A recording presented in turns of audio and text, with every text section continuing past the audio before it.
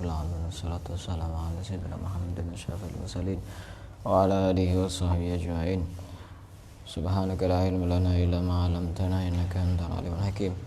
Wa tub 'alaina innaka antat tawwabur rahim wa taqabbal minna innaka antas samiul alim. Qala rabbi shrah li sadri wa yassir li amri wa hlul 'uqdatam min lisani yafqahu qawli.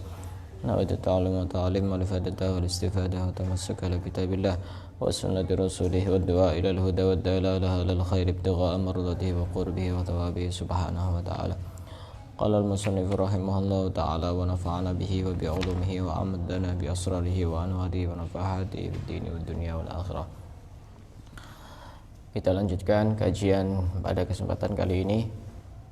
Dan sekarang akan kita bahas tentang satu tema yang begitu sangat penting, yaitu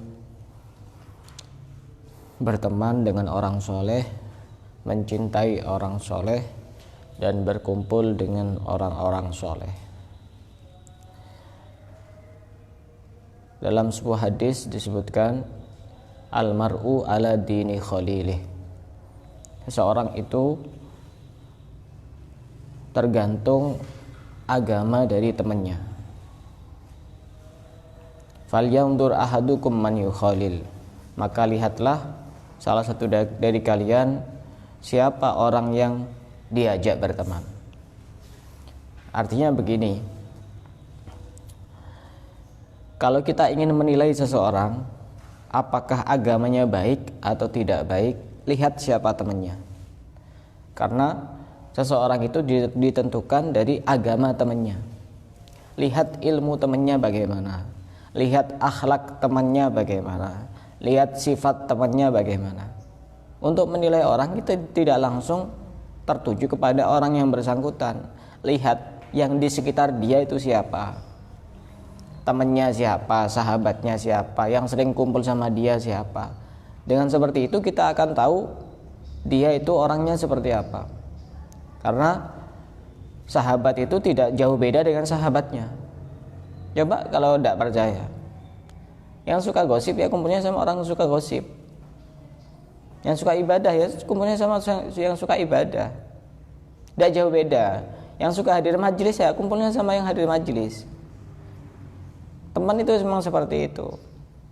Dalam sebuah syair disebutkan, anil mar'i la tas'al wasal an qarinihi fa innal qarina bil muqarni yaqtadi. Anil mar'i la tas'al wasal an qarinihi fa innal qarina bil muqarni yaqtadi. Jangan tanya seseorang, tapi tanyalah siapa temannya, karena teman itu pasti mengikuti temannya. Nah, ini penting, kepada siapa kita harus berteman, kepada siapa kita harus berkumpul. Karena berkumpul dengan orang soleh kita akan tertular kesolehannya. Sebagaimana kalau kita sering kumpul dengan penjual minyak wangi, penjual parfum, walaupun kita tidak beli akan tertular harumnya. Kalau kita berteman dengan pandai besi, tahu pandai besi? Yang biasanya buat pisau, pedang, macam-macam seperti itu. Kita sering kumpul di situ ya, nanti kena bau ininya, bau apa ya? Bau tidak enaknya, bau asap itu. Pokoknya tidak enak. Itu memang berkumpul dengan siapa itu sangat berpengaruh. Bahkan anak kecil itu akan meniru apa yang sering ia lihat. Yang dilihat misalnya orang tuanya kalau makan sambil berdiri, ya itu nanti yang akan ditiru. Melihat orang tuanya misalnya sering main-main, ya itu yang nanti akan ditiru. Karenanya disebutkan dalam kitab Risalatul Mu'awanah, Habib Abdullah bin Alawi bin Muhammad Al-Haddad, beliau mengutip satu hadis, al-jalisus salihu khairun minal wahdah. Berkumpul dengan orang soleh itu lebih baik daripada menyendiri, artinya tidak berkumpul dengan mereka. Wal wahdatu khairun minal jalisis su. Sedangkan menyendiri tidak punya teman itu lebih baik daripada berteman dengan orang-orang yang jelek, yang buruk. Karena sifat itu pasti akan menular. Sifat itu akan menular. Dalam satu keterangan di dalam kitab Ihya Ulumuddin disebutkan bahwasanya watak itu menular, watak itu mencuri. Kita tidak usah mencuri orang, apa milik orang lain. Kita kumpul sama dia terus, otomatis ada yang tercuri dari watak kita. Bisa saja kita yang mencuri, bisa saja teman kita yang mencuri. Tergantung kuat mana. Makanya kita harus benar-benar punya keinginan yang sangat kuat bagaimana caranya agar kumpulnya lebih kepada orang-orang yang soleh. Kenapa kau harus berkumpul dengan orang soleh? Karena orang soleh itu adalah orang yang dekat dengan Allah. Dan ibadah yang paling hebat itu ya berkumpul dengan orang soleh, mencintai orang soleh. Bisa jadi ada orang yang rajin ibadah, tapi dia tidak kumpul dengan orang soleh, kalah dengan orang yang berkumpul dengan orang soleh. Dalam sebuah keterangan di dalam kalamnya Habib Alwi bin Syihab, beliau menjelaskan, julusul insani baina yaday waliyyin lillahi kahal bisyatin aw kashajji baytatin khairun min an tataqatta'a fil ibadati irban irba.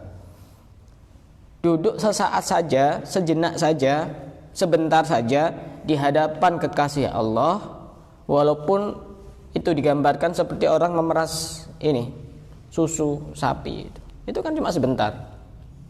Itu jauh lebih hebat, lebih baik dibanding orang yang pagi, siang, sore, malam ibadah terus.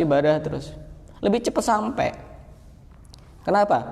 Karena koneksinya itu nyambung.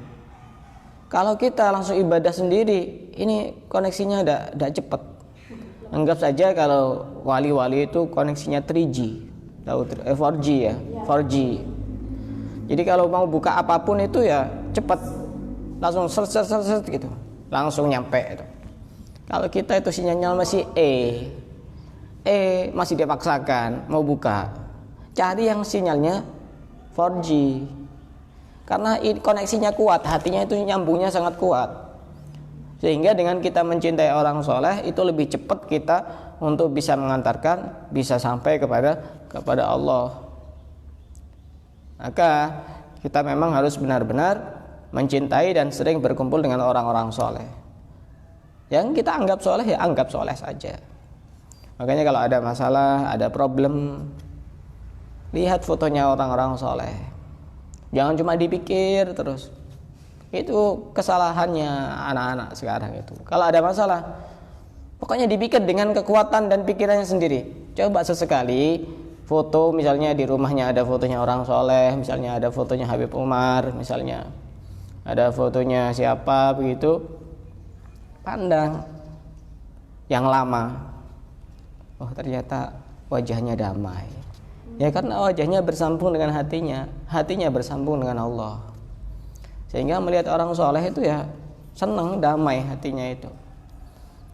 Dan bahkan di Solo itu ada haul yang cukup besar biasanya, haulnya Habib Ali bin Muhammad bin Husain Al-Habsyi yang sekarang dipegang oleh Habib Anis, salah satu keturunan beliau. Pernah ada salah satu jamaah yang hadir haul Solo itu, tujuannya bukan karena ingin mendengarkan ceramah, bukan karena ingin baca maulid dan lain sebagainya. Tujuannya karena dia sumpek hatinya. Kenapa kau datang ke Solo? Pengen melihat wajahnya Habib Anis. Habib Anis ini salah satu keturunannya pengarang maulid Simtud Duror. Ketika melihat wajahnya Habib Anis, sumpeknya itu hilang. Cobalah dicoba sendiri. Ngelihat wajahnya orang soleh itu beda dengan ngelihat wajahnya kita ini. Beda. Makanya kalau bisa, usul saya itu agenda rutin ziarah itu mungkin bukan cuma satu kali ini. Mungkin berapa bulan sekali gitu, mungkin 2 bulan sekali atau berapa bulan sekali gitu. Jadi jangan tiap hari atau setiap minggu. Agar kita ini belajar untuk mencintai orang soleh. Mencintai orang soleh itu penting. Bahkan Imam Syafi'i dalam satu syairnya beliau menyebutkan, uhibbus solihina walastu minhum la'alli an anala bihim syafa'ah. Kata Imam Syafi'i. Imam Syafi'i orang soleh apa bukan? Orang soleh ya. Tapi beliau masih berkata uhibbus solihina walastu minhum. Aku mencintai orang soleh walaupun aku tidak termasuk bagian diri mereka. Imam Syafi'i. Nah kita ini gimana ini? Kita ini nasibnya ini. Keadaannya bagaimana? Bukan orang soleh, tidak suka mencintai orang soleh. Mau jadi kayak apa kita ini? Bukan Imam Syafi'i, bukan Imam Maliki, Imam Samudra. Imam Syafi'i uhibbus solihina walastu minhum. Aku mencintai orang soleh walaupun aku tidak termasuk bagian dari mereka. Apa tujuannya? Imam Syafi'i mencintai orang soleh, la'alli an anala bihim syafa'ah. Barangkali aku mendapatkan pertolongan dari mereka. Barangkali aku mendapatkan syafaat dari mereka. Karena termasuk orang yang berhak untuk memberikan syafaat juga termasuk orang-orang soleh. Cobalah biasakan kalau ada masalah itu, misalnya di rumahnya tidak ada fotonya ulama, ya jangan kalau tidak ada fotonya ulama. Masa satu aja tidak ada. Pasang fotonya ulama itu pasang. Belajar mencintai orang soleh, walaupun cuma sekedar foto. Ya mungkin nanti berlanjut, sering menghadiri majelisnya orang-orang soleh, sering berkumpul dengan orang-orang soleh. Lihat di rumah saya kalau ada percaya, ada berapa banyak. Di ruang tamu saya semuanya ada berapa itu, ada 30 lebih, karena memang ada yang kecil-kecil itu. Belum lagi di ruang tengah, belum lagi di kamar saya yang atas, di lantai atas itu ada juga banyak itu. Bukan karena apa, daripada kita pasang fotonya orang yang tidak soleh, ini kan musibah bagi kita sendiri. Saya meminimalisir pasang foto saya sendiri. Bahkan yang ada cuma foto pernikahan, itu tidak ada yang lain. Tidak ada yang lain. Kalau pasang fotonya sendiri terlalu pede. Masa rumah isinya foto berbagai gaya. Pas dilihat orang kok tambah sumpek ya ngelihat fotonya dia. Pasang fotonya orang soleh yang belum ada itu. Seperti cerita nyata kemarin itu, yang saya alami, fotonya kayak As'ad waktu saya nangani itu. Foto saja bisa seperti itu, apalagi dengan orangnya. Kata Imam Syafi'i, uhibbus solihina walastu minhum. Aku mencintai orang soleh walaupun aku tidak termasuk bagian dari mereka. La'alli an anala bihim syafa'ah. Barangkali aku mendapatkan syafaat dan pertolongan dari mereka. Wa abghadu man tijaratuhul ma'asi wa in kuntu sawa'an fil bita'ah. Wa in kunna sawa'an fil bita'ah. Kata Imam Syafi'i, dan aku membenci orang yang kebiasaannya adalah maksiat walaupun aku sama seperti mereka. Imam Syafi'i ini, bukan kita. Imam Syafi'i kata beliau, aku membenci orang yang kebiasaannya adalah maksiat walaupun aku sama seperti mereka. Maksiatnya Imam Syafi'i itu apa? Gitu. Maksiatnya Imam Syafi'i apa? Kalau maksiatnya kita banyak, nah kayak itu macam-macam. Kalau perempuan maksiatnya biasanya gosip itu, gibah itu. Awas, hati-hati, habis itu nanti pahalanya itu. Sudah berapa umurnya kamu itu? Sampai sekarang sudah ditabung banyak, pas langsung diberikan kepada orang lain cuma-cuma. Makanya sampai ada seorang ulama yang mengatakan, seandainya pun saya harus menghibah, saya akan menghibah ibu saya sendiri. Kenapa? Karena yang paling berhak untuk mendapatkan pahala dan jasa dari saya, ibu saya sendiri. Seandainya pun ghibah itu diperbolehkan, maka saya lebih baik menghibah ibu saya sendiri, karena yang lebih berhak untuk saya kasih balasan. Kita harus sayang kepada diri kita sendiri. Rem, tahu rem?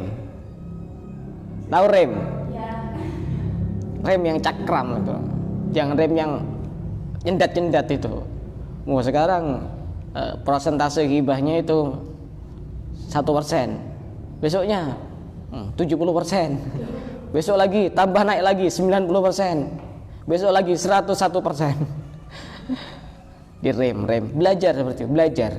Kalau udah belajar udah bisa. Bertahap. Walaupun tidak bisa langsung total, enggak ada apa-apa. Misalkan setiap hari itu hibahnya 100 kali, ya besok 99 kali. Besoknya lagi 80 kali, bertahap. Kalau tidak bertahap ini susah biasanya, untuk belajar susah. Kadang-kadang itu juga gangguan setan. Kalau orang itu berlebihan, ayo pokoknya kamu sekarang tidak maksiat sama sekali selama 1 hari ini. Kadang-kadang seperti itu bisikan setan. Agar apa?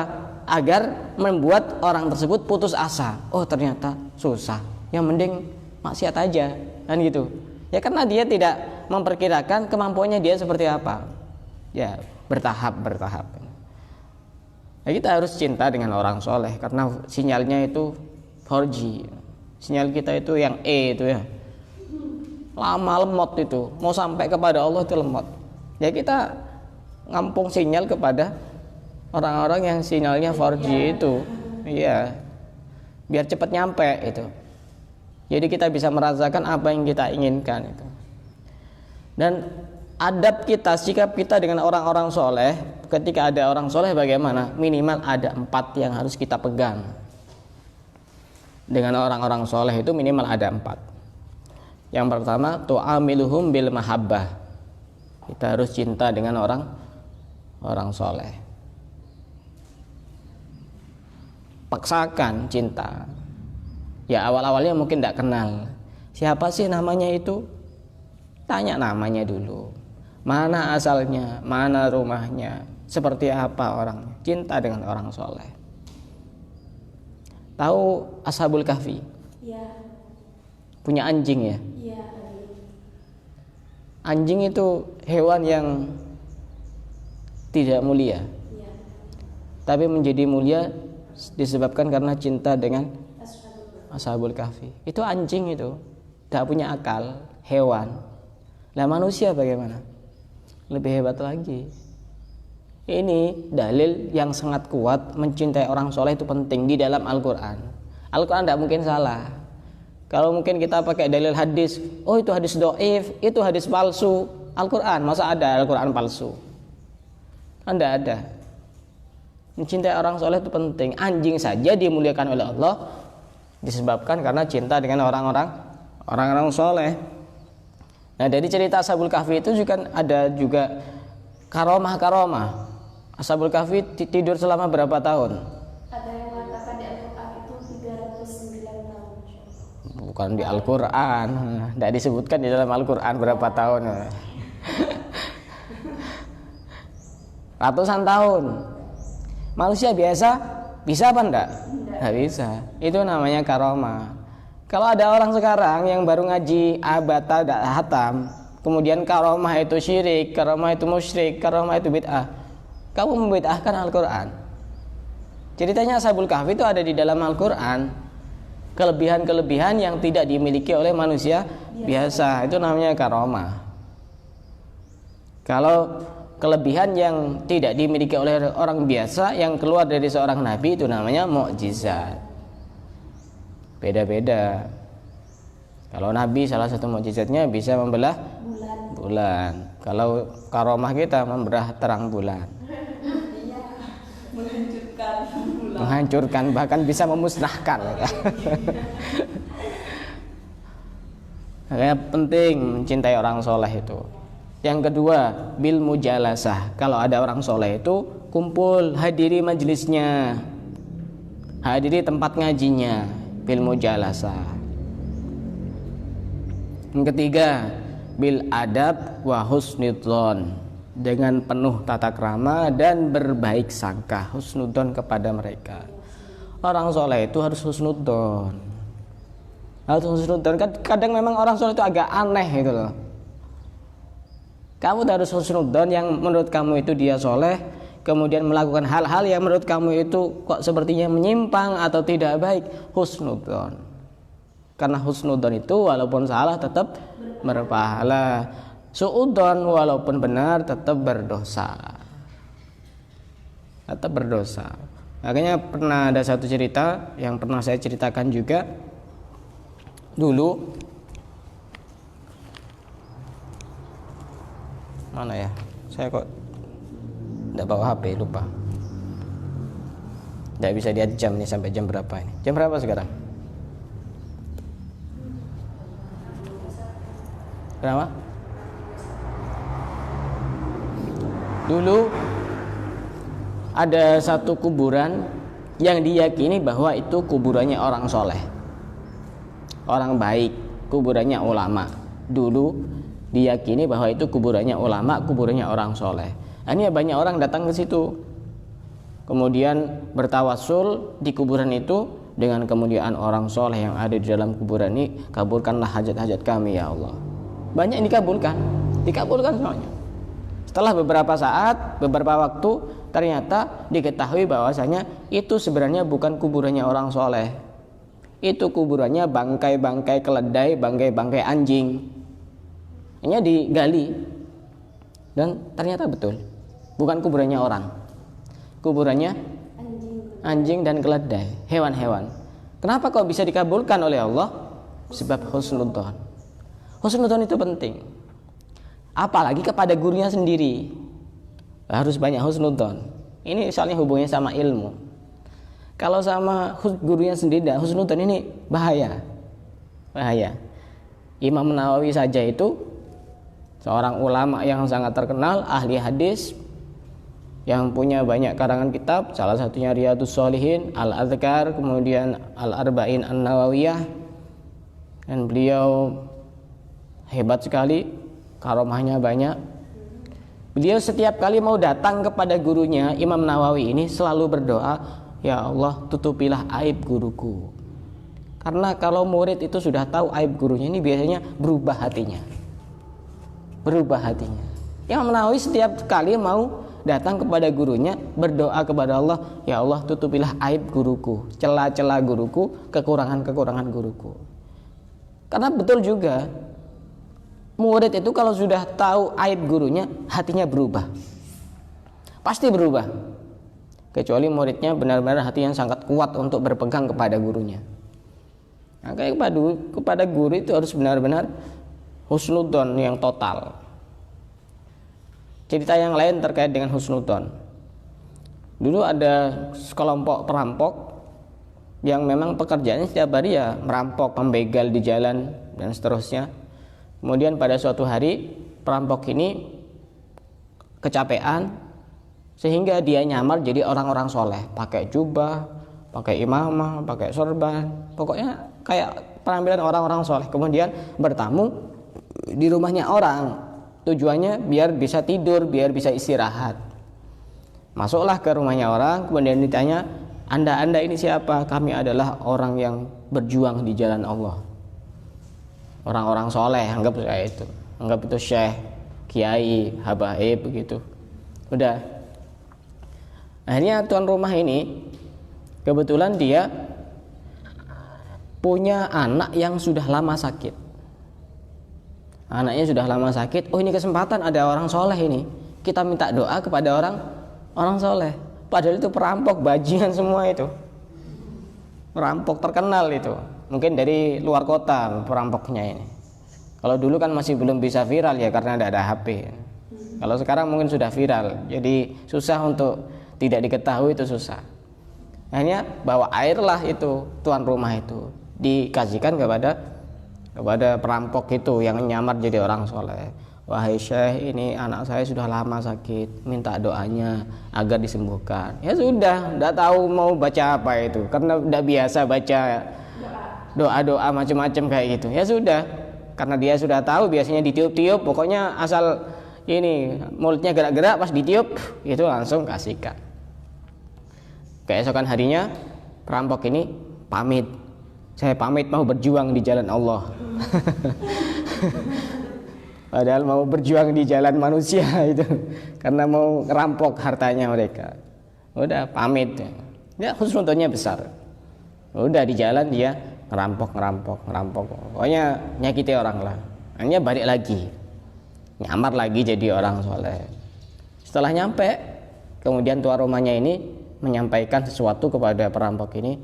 Wahai syekh, alhamdulillah ini anak saya sudah lama sakit, ternyata berkat doa dari kalian semua anak saya sekarang sembuh.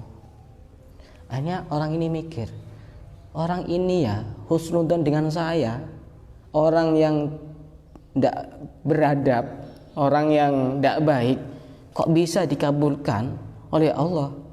Bagaimana aku tidak husnudzon kepada Allah? Ini kan sangat berbahaya sekali, sangat keterlaluan sekali. Seandainya saja saya husnudzon kepada Allah, pasti apapun yang kami lakukan yang sudah lewat itu semuanya diampuni oleh Allah. Sehingga sejak saat itu dia bertaubat, disebabkan karena husnudzon. Kenapa aku tidak husnudzon kepada Allah, padahal Allah yang menciptakan aku? Hanya pada saat itu dia bertaubat. Karenanya dekat dengan orang soleh itu sangat penting, jangan remehkan. Kalau ada orang soleh, sikap kita pertama tu'amiluhum bil mahabbah, mencintai mereka.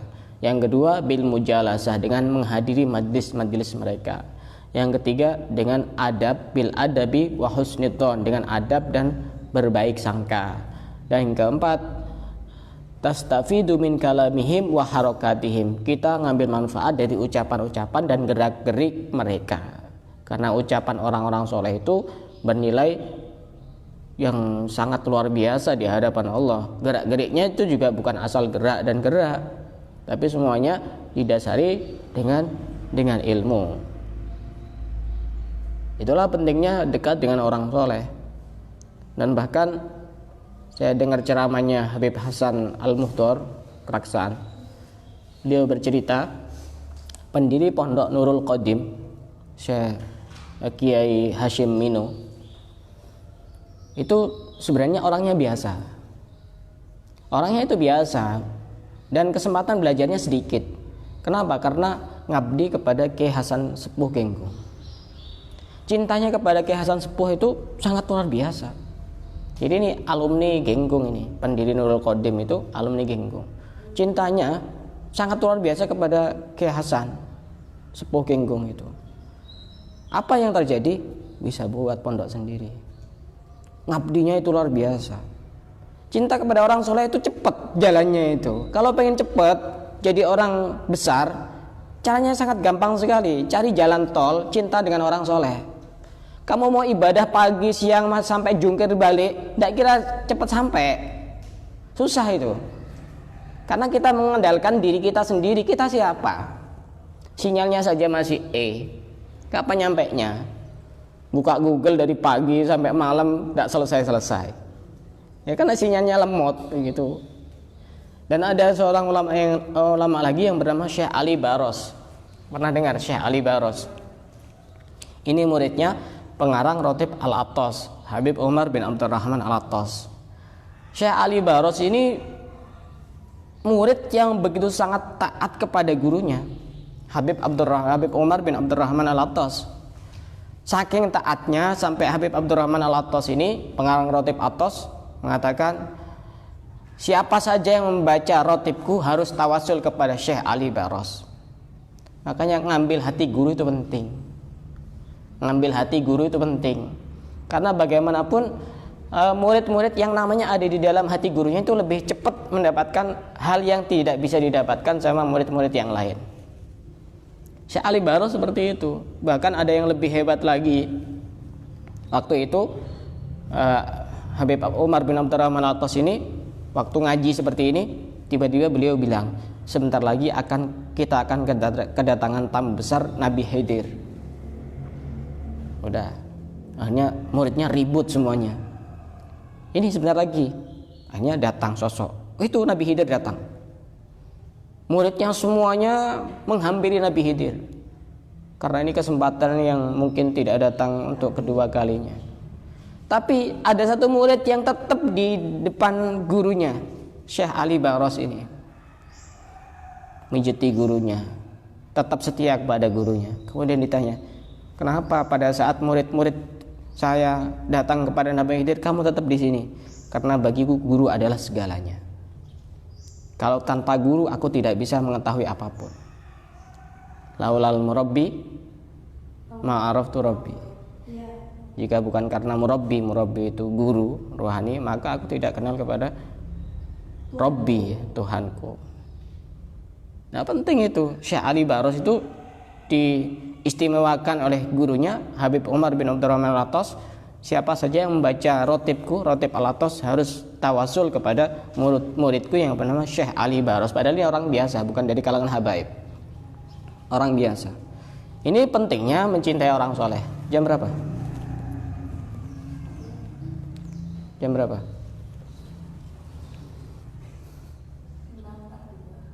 6.42. Dan yang bisa membuat kita terinspirasi kenapa harus dekat dengan orang soleh, karena setiap hari kita minimal 5 hari dalam sehari kita sering berdoa, ihdinas siratal mustaqim. Ya Allah, tunjukkan kami ke jalan yang lurus.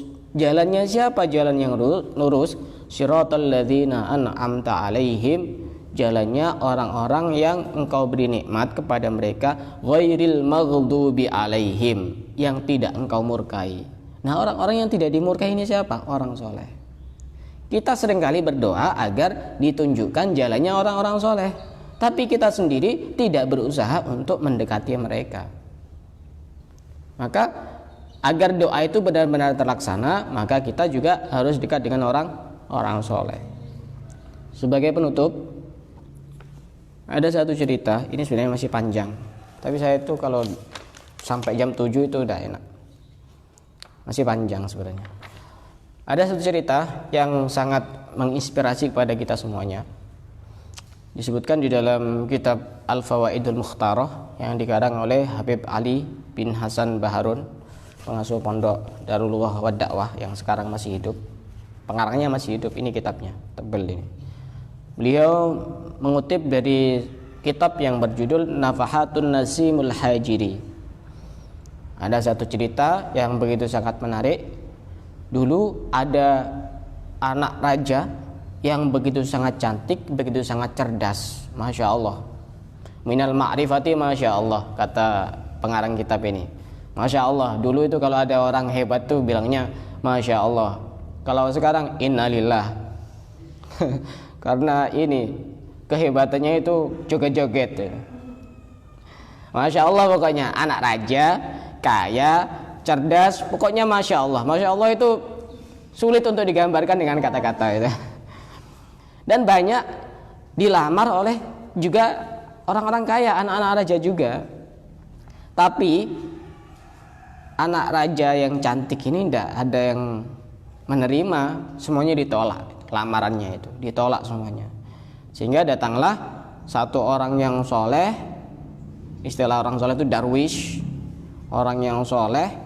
Kemudian tapi dia itu punya kekurangan, badannya itu banyak luka-luka, kayak semacam apa ya, borok itu, borok, dipenuhi dengan borok. Kemudian dia berkata kepada ayahnya, wahai ayah, aku ingin menikah dengan dia, dengan darwish ini. Jika engkau mencintai aku, nikahkanlah aku dengan dia. Sebab apa? Sebab dia orang soleh. Akhirnya kemudian dikabulkan oleh ayahnya. Pada saat sudah menikah dan sudah berada di dalam kamarnya, darwish ini tiba-tiba jadi sosok anak muda usia 15 tahun. Padahal usianya bukan 15 tahun. Tiba-tiba jadi sosok anak muda usia 15 tahun. Dibukalah penutup itunya sama istrinya itu, ternyata pemuda yang sangat tampan sekali. Masya Allah, ini bonus ini. Kemudian istrinya itu berkata kepada suaminya, wahai suami, seandainya yang aku inginkan adalah ketampanan, pasti anak-anak raja yang aku pilih. Tapi yang aku pilih adalah kesolehan, sehingga aku memilihmu. Akhirnya apa? Akhirnya dia berubah lagi dengan bentuk yang semula. Wajahnya biasa, dipenuhi dengan borok-borok, tapi dia tetap setia, berkhidmah, melayani, dan bahkan disebutkan di sini hatta innaha kanat tamuku jarahatuhu, sampai dia menjilati borok-boroknya itu, mungkin mengeluarkan nanah atau mengeluarkan apa itu, saking setianya. Bukan karena apa, tapi bukan saya gitu katanya. Jangan saya. Kok dia langsung kasih tisu gitu ya. Belum tingkatannya. Itu karena kesolehannya itu. Karena kesolehannya. Karenanya apapun yang bersambung dengan orang soleh itu mulia. Makanya kalau ketemu dengan orang soleh itu minta sesuatu yang sering dia pakai gitu loh. Dan yang paling ini sandalnya. Kalau ketemu sama orang soleh itu minta. Karena apapun yang dari orang soleh itu punya manfaat. Misalnya minta apa ya, bajunya, atau minta apa biasanya kalau perempuan itu saya tidak tahu. Ya anggap ikat ya, minta ikatnya. Minta ikatnya, misalnya ikatnya itu bersambung dengan kepalanya bersambung dengan badannya, badannya bersambung dengan hatinya bersambung dengan Allah. Sehingga itu tidak sembarangan. Apapun yang dimiliki orang soleh kita bisa bertabarruk, ngambil berkah dari orang-orang soleh. Insya Allah kita lanjutkan besok. Barangkali ada yang mau ditanyakan, silakan.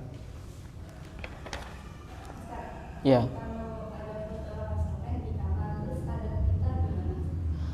Saya sarankan kalau fotonya orang soleh jangan taruh di kamar. Takut tidak sopan. Kadang-kadang buka baju, kadang-kadang apa gitu loh. Lebih baik taruh di ruang tamu atau ruang tengah yang sekiranya ya mungkin kadang-kadang juga tidak beradab, tapi lebih mending gitu, daripada di kamar. Karena kamar kemungkinan besar ya kadang buka-buka baju juga. Tidur pas sumuk, suasananya itu, hawanya itu panas, buka baju. Tidak sopan. Saya kadang itu juga malu gitu ya. Ya kadang foto orang soleh itu bisa seakan-akan ngawasi gitu ya. Saya kalau pas lihat HP yang mungkin isinya tulisan-tulisan yang tidak bagus, saya tuh menghindar dari dekat fotonya beliau itu. Karena memang saya malu. Padahal cuma foto ya. Coba pandang terus itu. Kalau pas lagi sumpek itu, seakan-akan ada yang berbicara.